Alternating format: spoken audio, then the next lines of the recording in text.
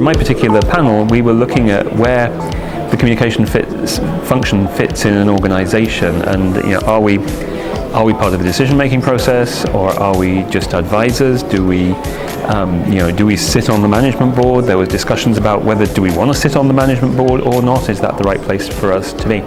And my conclusion from my panel is that there wasn't a conclusion really. I think that there are a lot of things to think about, actually, more than anything else. Yeah.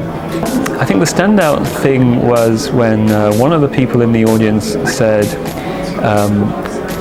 sparked a discussion really by saying that do we need to think about a chief reality officer, somebody whose job is actually to sit there and think about what the reality is of the decisions that are being made, about the strategic direction of an organization, somebody whose job is to make the reality check. And that led the discussion into, should the chief communication officer actually carry all the responsibility for looking after the reputation of an organization, or should they just be there to say, hang on, if we do this, then this is what these audiences are going to think of us, or these are the potential consequences here and there. So that was the thing that stood out for me.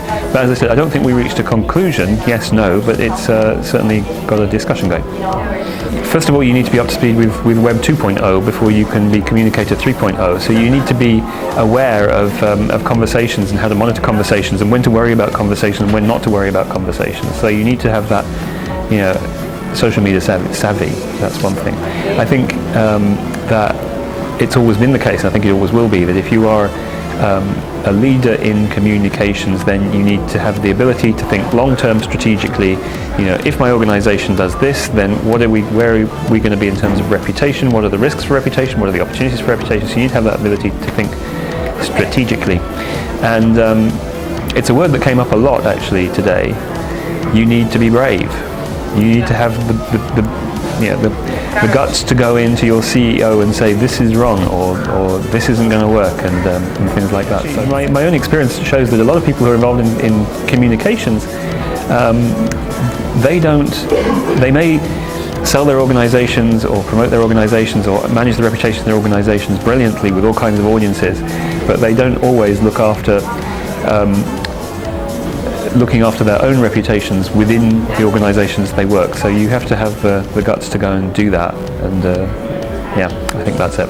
The thing I like about this particular series of conferences is the diversity of people it brings, and the diversity of opinions and backgrounds, and you have public sector, private sector, you have NGOs, you have people from East, you have people from West, you have people from everywhere, and I think that's great. So you get this real diversity of experience, but everybody has the same basic challenges at the end of the day, and I think that's what I take away from these things.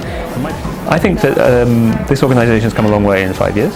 I mean, it's created something that's quite unique.